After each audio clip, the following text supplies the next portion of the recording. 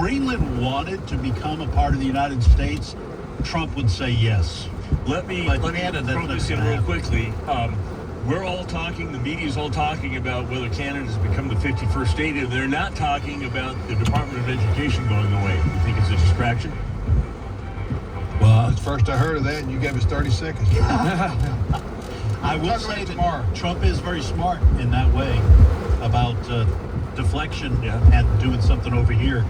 And in that sense, sometimes it's kind of like taking over Canada is kind of like changing the Gulf of America. Yeah, but he actually did that. I know, but it's the same type. You go, what? Wait. Yeah. You can't do that. And of course, he did do that too. So, all right, ladies and gentlemen, we thank you for joining us. We'll see you tomorrow for more of today's issues. Have a great day.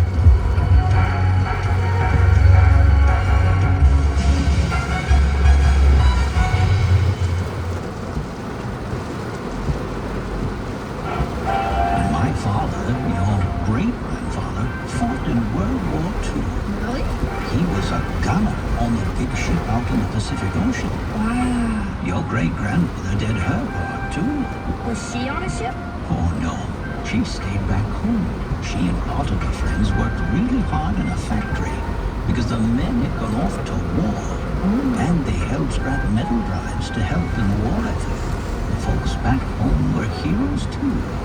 Here at the American Family Association, we consider you the heroes back home. As you fulfill your responsibility of caring for your family day to day, your partnership with us is crucial as we fight the enemies of freedom in America. Thank you for your commitment to the American Family Association. Grandpa, what's a scrap metal drive? Let's get some cookies, and I'll tell you all about it.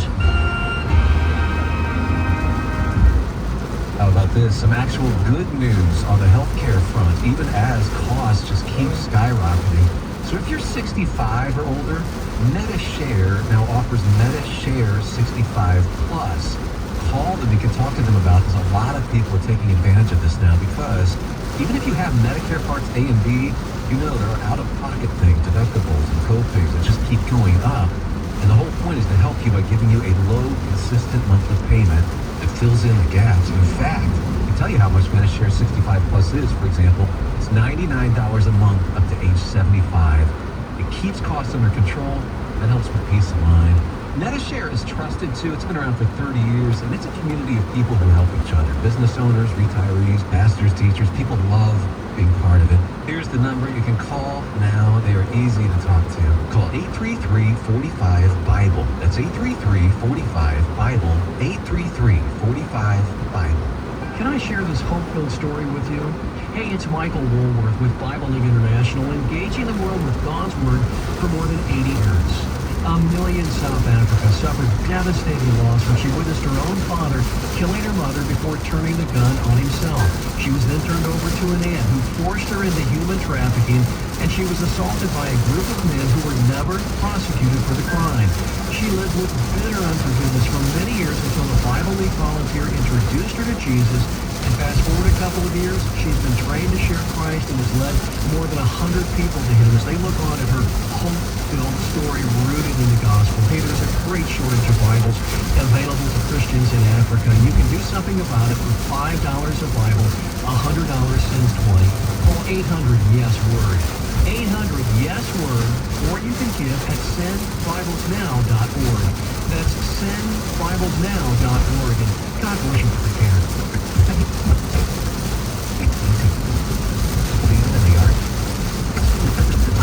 Don't put a company on. In fact, you can make it before. You can join it at October. Man at this particular time was under great persecution. And what he was doing at this particular point was this. He was addressing this particular passage to those Christians who were slaves, those Christians who were bondservants in the household of unbelievers, of infidels, of heathens, of people who did not believe in their God or their Christ. It was very important to Peter that they understand how they should suffer. most of us don't suffer very successfully. You see, you just do anything to keep from suffering. And there's all kinds of suffering. And we're going to talk about some of those in just a moment. Let's begin here for a moment now, beginning back in verse 18, and let's talk about the steps to successful suffering. Verse 18. Now Peter said, servants, be subject, be submissive to your masters with all fear. Not only to those who are good, but those who are forward, who are unfair, and treat you unkindly, and take advantage of you, and use you, and misuse you. He says now, when we submit ourselves to our masters, who are mistreating us, verse 19 says, for this is thankworthy if a man for conscience toward God endure grief and suffering wrongfully. For what glory is it if when you be buffeted for your fault, you shall take it patiently? If you've done something wrong and you deserve it, there's no big glory in that. You just getting what's coming to you. You're just giving an account.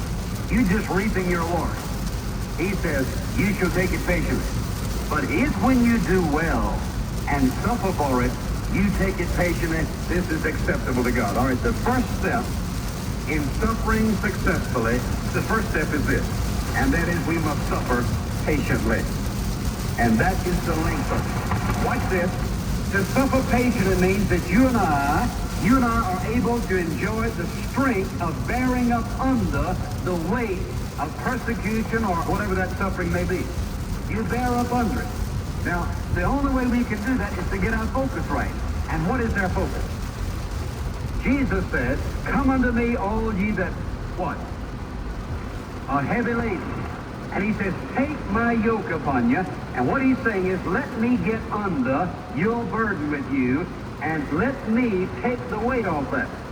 The only way that you and I can suffer patiently is to, by faith, involve Jesus Christ in that suffering. The only way we can do it patiently, because you see, what is the opposite of suffering patiently? Well, all of us know that, don't you? How did you react last time? Anxiously, impatiently, irritatedly, criticizing, questioning, doubting, coming to God in prayer and saying, Lord, take it away. I hope you will. Yes, you will. Maybe you will. Why don't you do it? He said there are all kinds of things. We have all kinds of frustration.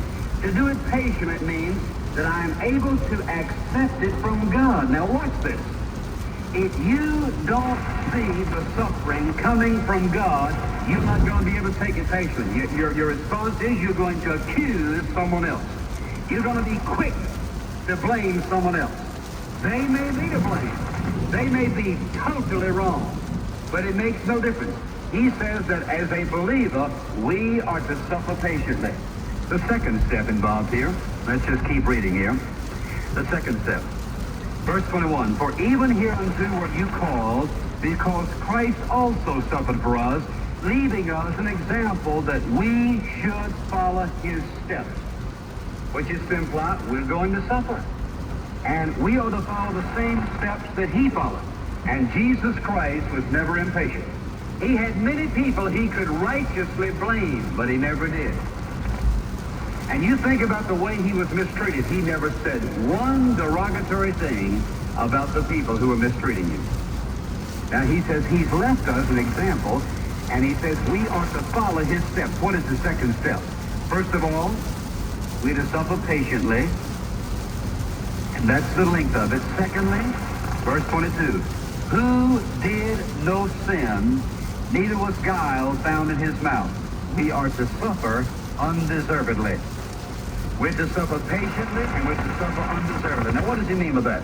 That is, our suffering should not be the result of something we've done wrong, but our suffering should be the result of our lifestyle in obedience to God, not because we violated the law, or because we criticized someone else, or because we have sinned against God.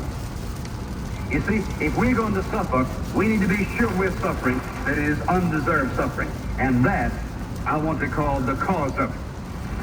What is the cause of our suffering? Well, when you and I disobey God, we know that we're going to reap what we sow. So then if God sends a chastising hand toward us, How are we to respond to it?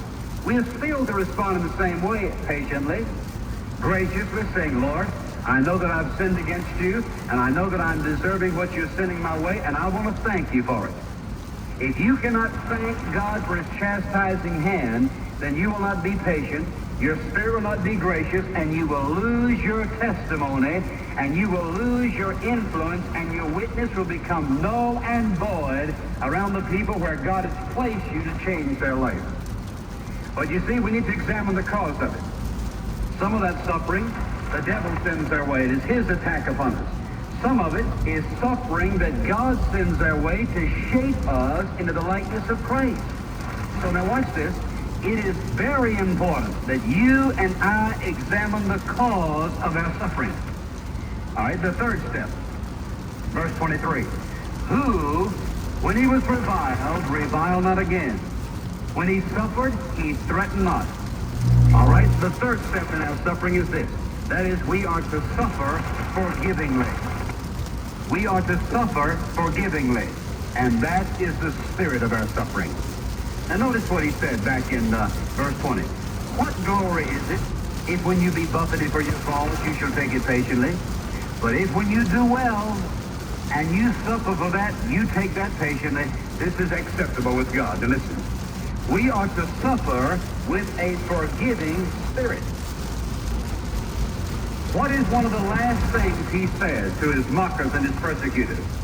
Father, forgive them. They know not what they do. Now listen. Any man or woman who lives for Jesus Christ and spells out everything for God, you're going to be misunderstood. People are going to blame you for all kinds of things. They're going to misinterpret your attitude, misinterpret your motives, misinterpret your actions. There's no way to escape that. But what is the believer's response? Now listen, and don't you ever forget this. When someone starts a fire against you, you just have a forgiving spirit, and you just keep on loving, and what happens? The person who starts the fire will get singed before it's all over with. Don't you get the hose out putting out the fires. The Christ-like response is what? Just keep talking to God about them. They cannot resist that. And keep loving them and be quiet. You see, a forgiving spirit is able to accept it. Now, how in the world can you keep on forgiving when you keep on being abused and misused and falsely accused and misunderstood and your motives misunderstood? How can you have a forgiving spirit? I'll tell you how you can do it. When they shoot the arrow at you, you just hand it up to him. God has given us all the capacity to hand them to him. But if you catch them and then you throw them back, you know what you're doing? You're acting like the world, and that is exactly what they want you to do. Now, when you not have a forgiving spirit, what does that do to the person who is attacking us? Well, most of the time it'll irritate them. And let me tell you why. Listen to this. The ultimate goal of the devil is to break the power of your witness. You see, that's what he's after. Because you see, if he breaks the power of your witness, then he doesn't care whether you like it or not, whether you have heard it or not. The important thing is that he hurts your witness. God, tempt and prod and maliciously attack,